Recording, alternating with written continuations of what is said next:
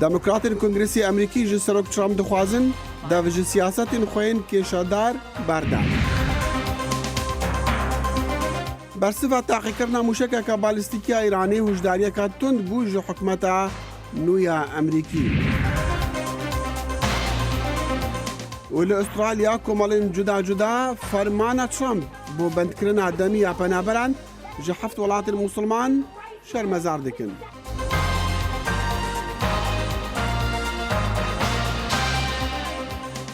سڵاو و ڕێز و جارێکەدی بخێر هاتنە دەمەکدی کورد کۆنەکشن. کورد کۆنەکشن هەموو ڕۆژانێکی هەینی و سێشەموان لە بەشی کوردی دەنگی ئەمریکاوە پێشکەش دەکرێت و لە کەناڵی NRKەوە ڕاستەوخۆ پەخش دەکرێت. لە بەردەم مۆزەخانەی لوڤەر لە پاریس خوێن دەڕژێت. کابرایەک بە ئەڵڵاهو ئەکبەرەوە لە نزیک مۆزەخانەی لوڤەر هێرش دەکاتە سەر ژمارەیەک سەرباز و ئەفسەری پۆلیسی فەڕەنسایی. یەکێک لە پۆلیسەکان 5 گولەی بە هێرشبەرەکەەوە ناوە و بە سەختی برینداری کردووە. سەرکردەیەکی پۆلیس دەڵێ هێرشبەرەکە جانتایەکیشی بە پشتەوە بووە، بەڵام دواتر دەرکەوتووە هیچ بۆمبێکی پێ نەبووە و دەشڵێت لە ئاکامی ئەو هێرشە سەربازێک بریندارە. هێزە ئاسایشەکانی فەڕەنسا لە پاش ڕووداوەکانی ساڵانی 2015 و 2016 وەک ڕێوشێنی ئاسایشی لە شوێنە گشتیەکاندا لە ئەرکی چاودێریدان. پەرلەمانی عێراق داوای وەڵامێکی هاوشێوەی بڕیارە سەرۆکایەتیەکەی داناڵد ترامپ دەکا بۆ ڕێگەگرتن لە عێراقیەکان لەوەی بچنە ناو ئەمریکاوە. ئەگەر بێت و ئەمریکا پێداچوونەوە بۆ بڕیارەیدا نەکا وەک پەرلەمانتارانی عێراقی دەڵێن پەرچەکرداریش هەبێ، ئەوە تەنها تێرۆریستان و توندڕەوان لی سوودمەند دەبن. لە ڕاستیدا هەڵوێستی سەرۆکوەزیرانی عێراق لەسەر ئەم دۆسیە زۆر ژیرانەیە و پەلەکردن لە هەندێک بڕیاردا زیان لە پەیوەندیە دوولایەنیەکان دەدات و پێشم وایە بیرکردنەوە بە ئارامی بژارەی نوێمان دەخاتە بەردەم بۆ ئەم قەدەغەکردنەی لەسەر عێراقیەکان دانراوە. حەیدەر عەبادی سەرۆکوەزیری عێراق لە لێدوانێکیدا بۆ پەیامنێران گوتوویەتی پێویستە بە ڕێوشوێنێکی ئارامانەوە وەڵامی ئەم لێدوانانەی ئەمریکا بدەینەوە. و هەفتەیەکێ یان لە پایتەختی ئوسترالیا بخوا سەدان کەسان ئیرۆ خۆ پیشاندان کرد ji بۆ شەرمەزارکردنا سیاستên بەرامبەر پەنابەران لە چەند جیهان خۆپیشاندەر نەڕازی بوون ji bergirtina penaberan li navendên taybet li derveyê Astralya û herwasa li dijî fermana Serokê Amerîkî Donald Trump ji bo rêgirtinê li penaberan ji çend welatên Musulman li sedan penaberên Asê li giravên Manûs û Nawrû wa li ser Okyanusê Pasifîk mane. Astralya mafî nada penaberên bi qayîxan tên lê xerciya mane wan dide van dû giravan. Hikûmeta Serok Barack Obama razî bû bû li ser wergirtina jimarekê ji wan 1200 penaberan lê Serokê nû yê Amerîka li dijî wê rêkeftinê. û hefteyekê piştî ku Serok Donald Trump fermana girtina demî ya vîzeyan ên Amerîkî ji penaberên heft welatan Musulman re dayî, demokratên civata nûnerên Kongresa Amerîkî daxwaza xwe nû dikeneve ku Serok Trump dawiyê bi siyasetên xwe yên kêşedar bîne. لە خۆپیشاندانەکانی فڕۆکەخانەکانەوە تا کۆبوونەوەکەی بەردادگای باڵا تا هەوڵێکی سەرنەکەوتوو بۆ وەلانانی فەرمانی قەدەغەکردنی سەفەر لە خانەی نوێنەرانی ئەمریکا. دموکراتە بێهیواکان ئەم حوتەیان بەو باوەڕەوە بردەسەر کە سەرۆک کۆماری نوێ هەر لە ئێستاوە ئەو پرینسیبانەی سوێندی خواردبوو بیپارێزێت شکاندوویەتی. ئیدارەی ترامپ سۆندی سەرۆکایەتی ژێرپێی ناوە و ئەوەی ئەیکات نەک تەنیا دژی دەستوری نەریتیە بەڵکو خەڵقی ئەمریکاش دەخاتەمە ترسیەوە. هەر بە ڕاگەیاندنی فەرمانەکەی ترامپ خۆپیشاندانەکان سەری هەڵدا، بەڵام ئیدارەی ترامپ دەیکوت بیرروڕای گشتی لەگەڵ ئەوانە. زۆرینەیەکی ڕوون لە دەنگدەرانی ئەمریکایی لایەنگری ڕاگررتنی کاتی وەرگرتنی پەنابەر لە سووریا، عێراق، ئێران، لیبی، سوماڵی، سوودان و یەمەنن تا کاتێک حکوومەت بتوانێت بە شێوازێکی باشتر ئەو کەسانەی مەترسی بۆ ئەمریکا ساز دەکەن لەم وڵاتە دوور بخاتەوە. لە شارێک وەک دیێربۆرن لە میشیگان کە گەورەترین کۆمەڵگای موسڵمانانی ئەمریکای تێدایە، قەدەغەکردنی سەفەر هەر ئێستا ترسێکی لە ڕادەبەدەری دروست کردووە. ناتوانم بە پێی پێویست باسی ئەو ترسە بکەم لە ناو دڵ و دەرونیاندایە کە کاتژمێر سێی نیوە شەو کەسێک لە دەرگای ماڵیان بدات و لە ناو جێگا دەریان بێنێت و لە وڵات دەربکرێن.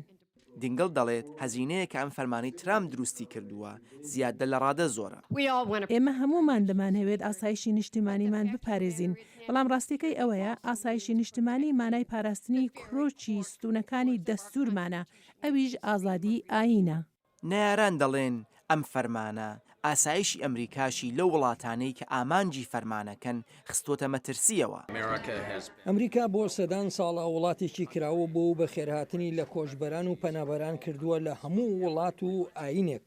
من هیوادارم ئەوان بزانن ئەم ڕەوشە کاتی دەبێت، بەڵام من نیگەرانم ئەم ئەفەرمانە و شێوازی پیادەکردنەکەی ببێتە هۆی ناردنی پەیامێکی پێچەوانە. بەڵام بەرپرسی خانەی نوێنەران پۆل ڕایان بە پەیامنەرانی وت کە ئەو هەرگیز لە قەدەغەکردنی موسڵمانان پشتگیری ناکات. دوای تەقەکردنەکەی پاریس بۆ ئێمە ڕوون بۆ کە یەک لە تیرۆریستەکان دزەی کردوتە نێو پەنابەرە سووریەکانەوە، هەر بۆیە ئێمە ویستومانە لەوە دڵنیا بین شتی وا لەم وڵاتە ڕوونەدات، ئەمە تەنیا بۆ ئاسایشی نیشتیمانی ئێمە. ئەمە نیشانەیەکە کە تەنانەت ئەگەر نەیاران بابەتەکە ببەنە دادگا، کۆشکی سپی ترامپ لەوە ناچێت پاشگز بێت. گەورە کاربەدەستانی وڵاتە یەکگرتووەکانی ئەمریکا ناڕزایی دەردەبڕن بەرامبەر تاقیکردنەوە موشکیەکەی ئێران و ئاماژەش بەوە دەکەن هەموو بژارەکانیان لەبەردەستە بۆ وەڵامدانەوەی کۆماری ئیسلامی ئێران بە بژارەی لەشکریشەوە. لە ئێستاشدا داوا کراوە ئەنجومەنی ئاسایشی UN کۆبوونەوەیەکی نەئاسایی بکات لەسەر ئەم تاقیکردنەوەی ئێران کە نیگەرانی نێونەتەوەیی لێکەوتۆتەوە. ئەم تاقیکردنەوە موشکیەی کۆماری ئیسلامی ئێران وەک ڕێبەرانی وڵاتە یەکگرتووەکانی ئەمریکا دەڵێن بێ لە کاریگەریە نەرێنیەکانی لە ناوچەکەدا تەنانەت ڕێکەوتنە ناوچەکەی لەگەڵ ئێراندا مۆرکراوە دەخاتە بەر مەترسیەوە. ڕفتارەکانی ئەم دواییەی ئێران نیشانن کە پێویستە ڕوون و ئاشکرا بین بەرامبەر کۆمەلگای نێونەتەوەیی سەبارەت بە ڕفتارەکانی ئێران بۆ ناسەقامگیری لە ڕۆژهەڵاتی ناوەڕاستدا. کۆماری ئیسلامی ئێران جەخت دەکاتەوە لەوەی ئەو تاقیکردنەوە موشکی کردوێتی هیچ پێشێلکاریەکی بۆ بڕیارەکانی نەتەوە یەکگرتووەکان و ڕێکەوتنە ناوچەکەی ئێران تیادا نییە. ئەوەی بە تاقیکردنەوەی موشکی ناودێر دەکرێت ڕێک بە پێی سیستمی بەرگری خۆمانە. سەرۆکی ئێران ڕێنمایی داومەتێ بە خێرایی بەرنامەی موشکی ئێران پەرە پێ بدەین و ئێمەش بەردەوام دەبین و بە ئاستی بەرزتریش و بە پێی ئەو بەرنامە بەرگریەی لە بەرژەوەندی ئاسایشی نیشتیمانی ئێرانە. وڵاتە یەکگرتووەکانی ئەمریکا داوای کۆبوونەوەیەکی ئەنجومەنی ئاسایشی نەتەوە یەکگرتووەکانی کردووە سەبارەت بەم تاقیکردنەوە موشکی ئێران. باڵیۆزی ئەمریکا لە UN جەخت دەکاتەوە لەوەی ئەم کارەی ئێران هەرگیز جێی قایلبوون نییە. ئەوەی لە ئێران و گوێمالیە دەبێت ئەوەیە بە ساویلکەیی دەڵێن هیچ مەبەستێکیان نییە بۆ هێرشکردنە سەر هیچ وڵاتێک. بە خەڵقی سەرانسەری جیهان دەڵێم شتێک هەیە دەبێت بە ئاگا بینی. ئەمریکا ساویلکە نییە، هەروەها دەستەوسان نابین. ئێمە وابەستەین بۆ دڵنیابوون لەوەی ئێران تێدەگات کە ئەمە شتێکە جێ قایلبوونی ئێمە نییە و ناژوێت هیچ وڵاتێکیش تەکنۆلۆژیا بۆ ئێران دابین بکات تا ئەم جۆرە کارانە بکات. بەریتانیاش هاوڕایە لەوەی ئەم تاقیکردنەوە موشکیی تاران هۆکارە بۆ تێکدانی زیاتری ڕەوشی ناوچەکە کە لە ئێستادا خۆی ناسەقامگیرە.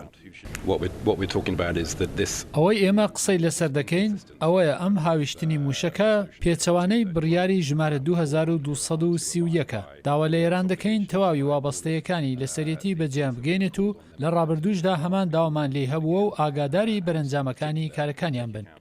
کۆشکی سپی ئاگاهی داوە کە بڕیاری خۆی دەبێ بەرامبەر ئێران و بژارەکان بە بژارەی لەشکریشەوە کراون ئەگەر بێت و تاران تاقیکردنەوەی موشکی باڵستیکی و پشتیوانی حوثیەکان لە ئێمەن ڕانەگرێت. لەم ڕاگەیانەدا باس لە وردەکاریەکانی ئەو بڕیارە نەکراوە.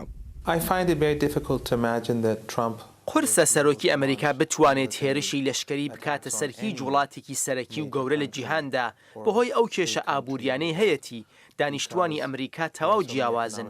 ئەو وڵاتانی بە هاوپەیمانی سەرەکی ئەمریکا دادەنران ئێستا زۆر ناڕازین. ئەرکێکی قورس لە بەردەم دانۆڵد ترامپە بۆ بەدەستهێنانی پشتیوانی لە ناوخۆ و لە دەرەوەی وڵاتەکەش بۆ هەر کارێکی لەشکری. ئەمریکا، بەریتانیا، فەڕەنسا لە کەنداوی فارسدا مانۆڕێکی سەربازیان هەیە هاوکاتی گەرم و گوڕبوونی پشێویەکان لە نێوان ئێران و وڵاتانی تری کەنداو. ئێران نیگەرانیەشی زۆری لەم مانۆڕە لەشکریە هەیە بەڵام سەرکردە لەشکریەکانی مانۆڕەکە دەڵێن ئەم مەشقوڕاهێنانەیان پەیوەندی بە نیشاندانی هێزەوە نییە بۆ ئێرانیەکان. برێڤەبەریا سەرۆک دۆناڵد ترامپ bi fermî îran aghdar kiriye ka bersivê ji bo taqîkirina mûşekeka balîstîkiya Îranê li roja yekşemê û herwesa ji ber hêrîşa milîtanên Hûthiyên Yemenê ku bi piştevaniya Îranê ne li ser gemiyeka şerî ya Erebistana Siûdî. Aya em agadarkirinawe çi watayekî heye derencamekan çi debin Kurdkirnekişin em pisyarane arasteyî birêz Selahî Bayezîdî nûnerî کۆمەڵی شۆڕژگیری زەحمەتکێشانی کوردستانی ئێران دەکا کاکە سەلاح زۆر بەخێر بێی سوپاس بۆ هاتنی جەنابەت بۆ سوودەکانمان ئەم ئاگادارکردنەوەی لە بەهۆی تاقیکردنەوەی موشەکە یان تاقیکردنەوەکەی موشەکەکە ئەبێ بەهۆی ئەوەی کە دۆناڵد ترامپ سەرۆکی نوێی ئەمریکا سیاستەکانی خۆی کە وعدی دابوو دژی یان دژاتی ئێرانی دەکرد ئاشکرا بکاتەوە جارێکی دیکە. زۆر سپاس بۆ داوەتان کاک دەخیل وەک گەزانین ئەوە یەکەم تاقیکردنەوەی ئێران نییە لە دوای ڕێککەوتنی ناوەچی بۆ پێنجمین تاقیکردنەوەی ناوەچی ئێرانە و دیارە شتی جیاواسەیە ڕوانگەی جیاواسەیە هەردووک لایەن ئیدارەی پێشووی ئەمریکا لە دوای ڕێککەوتنەکە وەکو زۆر گرنگی پێنەدا کە نەیخستە خانێ ئەوەی کە دەرچووە لە ڕێککەوتنەکە بەڵام وەکو وعدەی دابوو سەرۆک کۆماری نوێ کە پێداچوونەوە بە ڕێککەوتنی ئەتۆمێران بکاوە بەشتێکی زیانباری زیان هەڵوەشێتەوە بەڵێ ئێستا زۆرتر باس لێ پێداچوونەوە دەکرێت چون بەڕاستی هەڵۆشانەوەی تەنها ئەمریکی نیە 5 لایەنی وڵاتی دیشەنەکە کەمێ قورسە بەڵام هەتا تەنات پێداچوونەش بکەین شتێکی زۆر ئاسان نییە بەڵام ئێمە دەتوانین وەکو بەشێک لە ئەو وتانەی کە دۆناڵد ترامپ کوتبووی دەیکەم وەکو ڕێگەنەدان بە کۆچبەران وەکو ساسکردنی دیوا لە نێو مەکسیک و ئەمریکا و هەروەها پرسی ئێران کە لە ناوچەکەدا بەرحاڵک و شەڕەنجێز دەناسرێت کەواتە بابەتی موشک تاقیکردنەوەی موشک ئەوەیەک بێ بیانەیەک بووە کە یان فرسەتی کە دۆناڵد ترامپ سیاستەکانی خۆی دیار بکاتن نەکەەوەی دژاتی ئەو موشەکە بکات موشکەکە جاریەکەم نییە ئەویش بەڕاستی دیار نییە چون لەلایەک ئێمەگە سەیری ئەو کارانە بکەین کە دۆناڵد ترامپ لە ماوەی 2 هەفتەی ڕابردووەکەتی لایەنێکی مەسەن دژی ئەو بازرگانی جەهانیە دژی نافتایە دژی دەگەڵ ڕخنەی لە ناتۆ هەیە لەو بەرەش مەسەلەن کاتێککە هوشداری درا بە ئێران سیاسەتی ناوچەیی خۆی پەرەپێداوە دوشتی جیاوازن بۆیە بە ڕای زانایان و سیاسی و ناوچەکە و استراتژی شتێکی زۆر دووشتی زۆر جیاوازن ئێستا بۆیان ڕوون نەبووتەوە کە بەڕاستی ئاگادارێکە چیە؟ ئاگادارەکەی ئەسن خۆی ئاگاداری کە چی دوایە چی هەنگاوی دواتر تەنانەت بۆ هێزی سەربازی ئەمریکا کە لە ناوچەیەوە چەند ڕۆژە ڕابردوو دیارە لە مێدیاکان لیان پرسییم ئەوان ژنیانزانیوە کە چ بکەن بۆیە ڕوون نییە کە بەڕاست دەرەنجامی ئەم هۆشداریانە ئێرانش بە توندی وەڵام داداتەوە ئەکری ئیران چی بکاتن ئەگەر ئەم سیاستەی ترامپ بەردەوام بێ کات دژی ئێرانە بە ئاشکرای دژی دیارە ئێران بەشێکی بۆ خوک باسمان کرد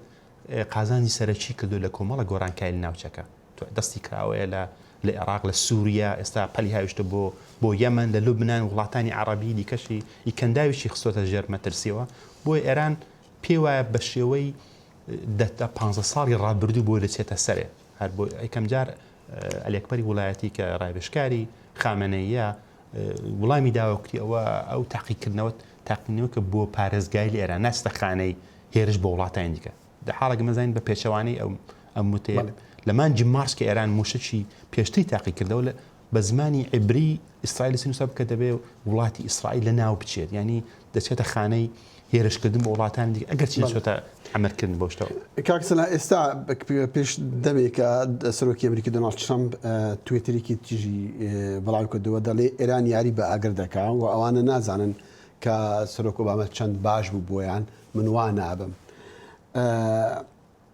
ڕووداوەکانی هەرێم ئەوانەی کە ڕۆدەن شەڕەکان و هەموو شتەکانی هەرایکە لە ڕۆژهڵاتینەوە هەموو جارێ بە قازانجی ئێران بە کۆتایی هاتووە دوو بڵێ ئەم کێشەی دۆناڵد ترامپ لەگەڵ ئێرانە بە قازانجی ئێران کۆتایی پێبێتن دیارە ئەگەر بڵین بە پێی ئەو ڕووداوانی ڕابردوو بە قازانجی ئێران شکاوەتەوە بەڵام من پێم وایە ئەگەرێکی هەیە چون کۆمەڵە گۆڕانکاری دیکە هاتووە بەحاڵ ئەگە سیاسەتی دۆنالد ترامپ ببینین کە تونند و تیژە بەنسبەت ئێران و سیاسەتی لەگەڵ تورکیا لەگەڵ ناوچەکە بەحاڵ ئیدارەی نوێی ئەمریکا لەسەر دوو ڕێک وەستاوەتەوە یا دەبێ چاوپۆشی بکە لە سیاسەتەی شەڕەنجێزی و پەلهاویشت بۆ ناوچەکەی ئێران یا دەبێ خۆی ڕێکخا لەگەڵ هێزەکانی سنی ناوچەکە وڵاتانی عەرەبی و تورکیاوانە کە ئەو کات بە زیانی ئێران دەشکێتەوە ئێمە دەبین ڕۆژانی داهاتە بین بزانین ئەو هوشداری دانانە ئەو زمانە توندا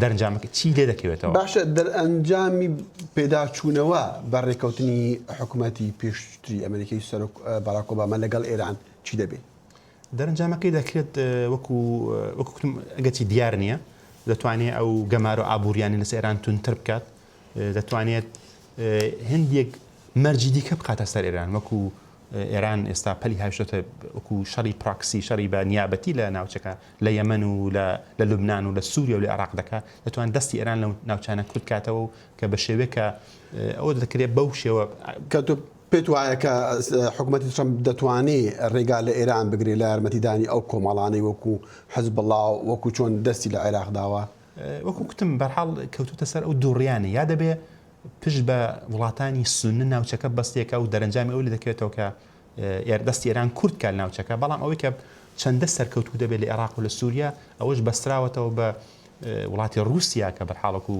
هێزێکە لە پشتی ئێرانە بۆیە شتەکە زۆر بەڕاستی دیار نییە کە ئەو هوشداری دانان ئەو ڕوبەڕووبوونانەوە ئاکامی بەرەوکوێ دەچێت کەسلا زۆر سپاس زۆرستەکان خۆش سپاسجارێکی تر سەلاحی بازیتی نوێنەری کۆمەڵی شۆڕژگیری زەحمەتکێشانی کوردستانی ئێران میوانی کورد کۆنەکشن بوو.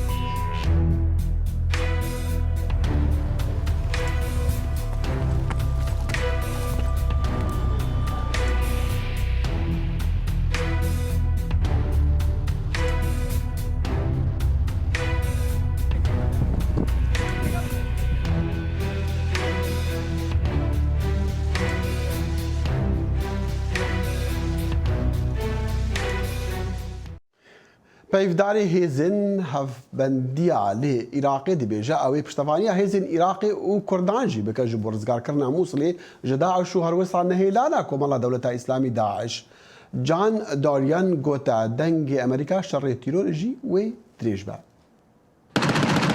هێزن عێراقی بە پشتەوانیا هێزن هەفپەیمانان ئامادەکاریان بۆ ئازادکردنا ئالیە ڕاستیە باژێرە مووسڵ دکن پشتی ڕاگەهاندنا ئازادکردنا تەوایە ئالیە چەپێ لە مەهابووری پتر ji 5,000 سەرباز و شیرەتوانên ئەمریکی ڕاهێنان و ئالیکاریya هێزن عێراق و هێزن پێشمەرگە دکن بۆ ji navbirna çekdarên Daişê li Iraqê. Peyvdarê hêzin hevpeymanan li Iraqê di hevpeyvînekê de digel Nizar Ebdullahiyê dengê Amerîka dibêjit tevdîbûna hêzên hevpeymanan xaleka Barçerxanê bû di şerê dijî Daişê. هێزی پاراستنا عێراقی پێشکەوتنên زۆر باش di dema du salên borî da di şerê Daişê de bi dest xistine. Li dema Daeş gihişte di vî welatî de hêzên Iraqê net amade bûn. Her ji wî demî guherîneka sertaserî çêbû. Rahênaneka baş tête kirin û hêzên Iraqê dijminê xwe ji Rumadî, Felûce, Hêt û Şirgat û Geyare û li gelek cihêndiyên Iraqê ji nav birin û ev dê berdewam bîtin gel berdewamiya şerê azadkirina Mosul. Li destpêka operasyona azadkirina Mosul ji destê çekdarên Daişê hêzên pêşmerge roleka bihêz gera ku bi demeka Kurd deverên Bakur û Rojhelata bajêrê Mosul kontrol kirin.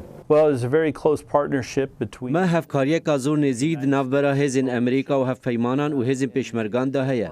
Em ji nêzî ve karî digel wan dikin, em wan rahênan dikin û amade dikin ji bo şerî û alîkariyan biçek û alavan dikin. Me şîretvan li ser erdê hene, şîretan didin wan da şerê Daişê bikin. Ev giring û bi bandûr e vê rewşek peyda kir ku Mosul bihê dûrpêçkirin û qutkirin. Vê wekir ku çekdarên Daişê êdî nikarin berev Bakur birevin. Çekdarên Şîe bi giranî tevlî şerê dijî Daişê li Iraqê bûne lê Amerîka serederiya rastexû digel wan nakir. راپۆرتەکاری خستیا مافێ مرۆڤان هیومان ڕایت واچ پێشەمبێ هاتی بەڵافکردن هۆشداریە دەدەت لەسەر زێدەگاڤیان چەکدارên حەشد شعبی دژی سڤیلان. ما هەندێک ڤان راپۆرتان دیتن زۆر خراپن مە بووچوونن خۆ گەل سەرکوەزیرە عێراقی حەیدەر العەبادی هەفبەرکردن و ڕێنمایەنوی و هەر زێدەگاڤیەک بەسەر مافێ مرۆڤان یان کوشتنکاری دوور ji dadgehê rêgiriyî lê têtekirin û eger rûdaneka wiha heye divê lêkolîn lê bêtekirin û divê encamder bêne sizadan.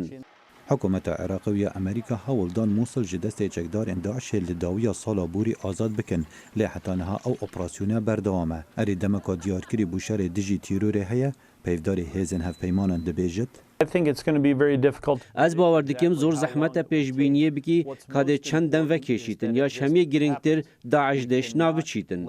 Peyvdarê hêzên hevpeymanan li Iraqê piştrast dikit ku eger alîkariyeka zortir bûşerê dijî Daişê pêdivî bit, hikûmetên Amerîka û Iraqê wê biryarekê li ser bidin.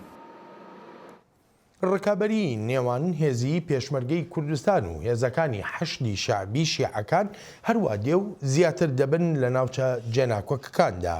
وەک پامنێری دەنگی ئەمریکا دەڵێت ئەمەش بۆ تەماین نیگەرانی چاودێرانی سیاسی و کاربەدەستانی خۆجێیی سەبارەت بە ئەگەری کۆتایی هاتنی ئەم ڕکابەریە بە شەڕ لە نێوان هەردوو هێزەکەدا. شەڕی داعش لە کۆتایی نزیک دەبێتەوە و مەترسیەکانی هەڵگیرسانی شەڕیش لە نێوان پێشمەرگە و حەشدی شعبی تا دێت ڕوو لە زیادبوون دەکات. بە تایبەت دوای بردومانکردنی پێشمەرگە لە شەنگال لەلایەن حەشد و کێبەرکەی نێوان ئەو دوو هێزە لەسەر باڵادەستبوون بەسەر ناوچە جێناکۆکەکاندا. بەڵام ئەگەر بەو شێوەیە ئەوان بیر بکەنەوە بەو شێوەیە سەیری کورتکەن و بۆ شێوە تەعامل لەگەڵا بکەن دڵنیابن دەبێت ئەو ڕۆبڕۆبوونەوە دەبێت چکەوان تویان پێ قبول نییە ئەوان هەمیشە لە سەنگەردان هێشتا هیچ شتێک نەبوو زۆر لە قیادەکانی حەشدی شعبی هێشتا شەڕی داعش کۆتایی پێ نهاتوە دێ خۆی حازر کردو هەڕەشە لە کوردەکە و لە پێشمەرگە دەکا. هیوادارم نەبێ بەڵام هەرچی سیرەکەم من ڕەش بینم دڵنیامەمانە ڕۆژێک لە ڕۆژان پەلاماری کوردیش دەدەن ئێمەش ناشانین بەرەنگاریان بینەوە. حەشدی شعبی هێدی ژمارەی هێزەکانی لە ناوچە جێناکۆکەکان زیاتر دەکات و پێشمەرگەش گومانی لە نیەتی پشت زیادکردنی ئەو هێزانە هەیە. بە تایبەت لە ڕابردوودا شەڕ و کوشتار لە نێوان ئەو دوو هێزەدا لە قەزای خوورماتووی پارێزگای سەلاحەدین ڕوویداوە و هێشتاش دۆخی ئەو ناوچەیە هێور نەبووتەوە و ناوبەناو گرژیەکان سەر هەڵدەدەنەوە. ئەمما بالنسبە باش لەوە دەکرێت کە دوای کۆتایی جەنگ لە دژی داعش شیکاران ڕایەن وایە کە شەڕ بەرپا ببێت بەڵام پشت بە ێزدان و مەرجەعیەت و خەڵکانی نیازپاک شەڕ نادات.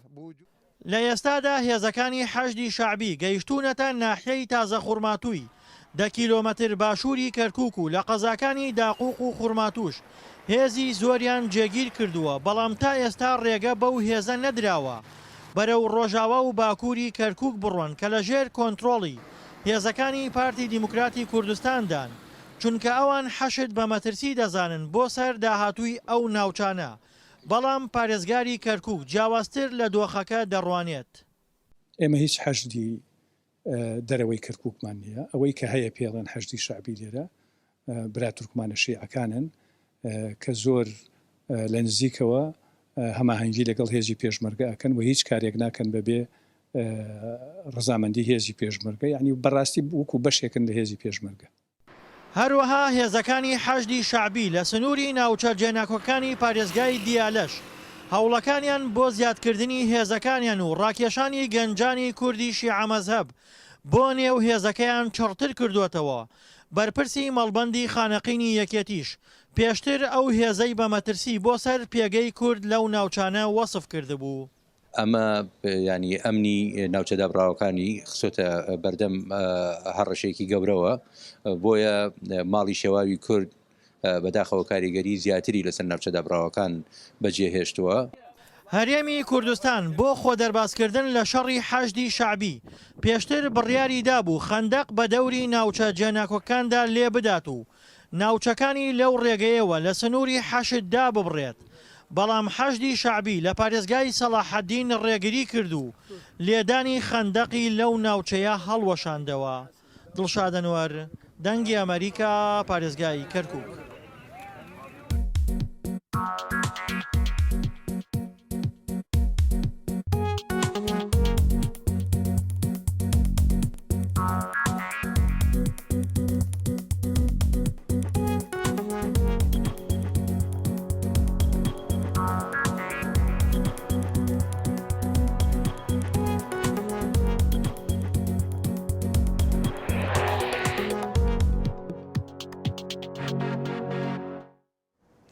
بریارە پەرلەمانی تورکیا ji bo referandumê li ser maga yan guhartinên maga zagonî bersivên cuda cuda di nav partiyên siyasiyên rêkaber di Tirkiye de hene. Raporta bi Amêra dengê Amerîka li Stenbolê. Zozan Yeşar.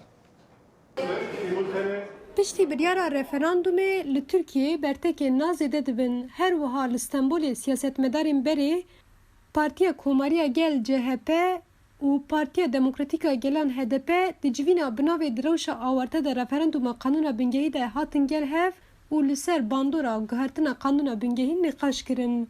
Civîn bi pêşengtiya bloka aştiyê û hewldana hemwelatiyê pêk hat.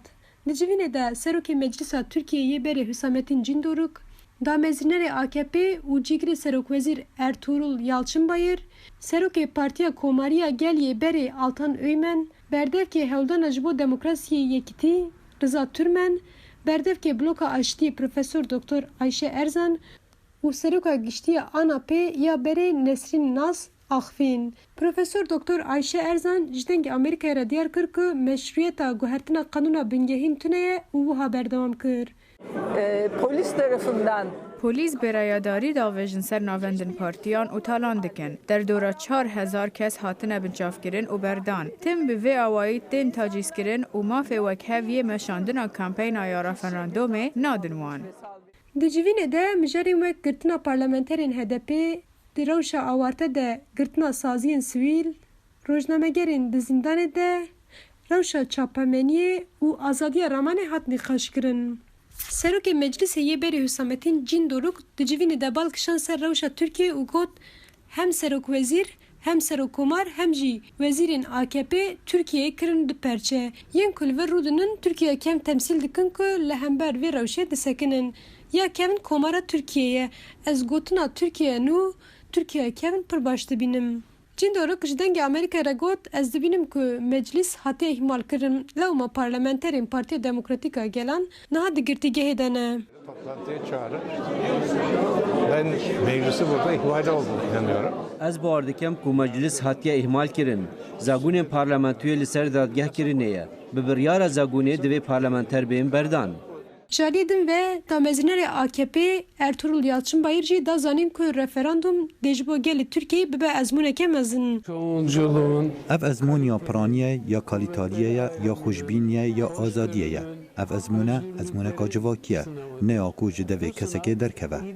Her wiha civînê de rexneyê giran li Tirkiye hate kirin ku referandum di rewşa awarte de dê kirin. Serokê Giştiyê CHP'yê berê Altan Öymen jî diyar kir ku di rewşa awarte de referandum nayê qebûl kirin. Gözaltına almalar, işten çıkarmalar. Dema hûn rojnama binerin hûnê bibînin got her roj kesên got ji kar hatine avêtin, kesên got hatine binçavkirin. Mezirkên godana qayûman nûçeyên bi vî awî şert û mercê rewşa awarte diyar didin û nemûmkin e got divan şert û mercan de referandum bê li darxistin.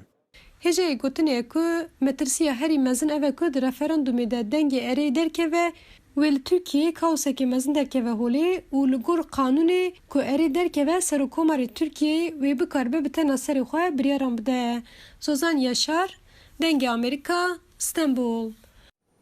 ڕێبەرانی یەکێتی ئەوروپا لە ماڵتا کۆبوونەتەوە بۆ باسکردنی چۆنێتی ڕێگەگرتن لەو پەنابەرانەی لە ڕێی لیبیاوە دەیانەوێت بگەنە ئەوروپا. ئەم کۆبوونەوەیەش لە نێوەندی ئەو ڕخنە و ناڕزاییانەدان کە ئاڕاستەی داناڵد ترامپ سەرۆکی ئەمریکا دەکرێت بەهۆی ئەو کۆتوبەندانەی خستوونیەتێ سەر پەنابەران و کۆچبەران لە 7 وڵاتی زۆرینە موسڵماندا. ڕێبەرانی یەکێتی ئەوروپا هاوڕان لەسەر ئەوەی پەیوەندیەکانی ئەم بەر و ئەو بەری ئۆقیانوسی ئەتلانتیک دەبواە لەسەر بنچینەی تێگەیشتنی هاوبەش بواە سەبارەت بە پێناسەکردنی ڕۆڵیان لە جیهاندا. بەvê çendêjiyem tên di meheya kurtkuniştina îro hata roja sêşem her şad û bextewar bin û xwedaxafîz.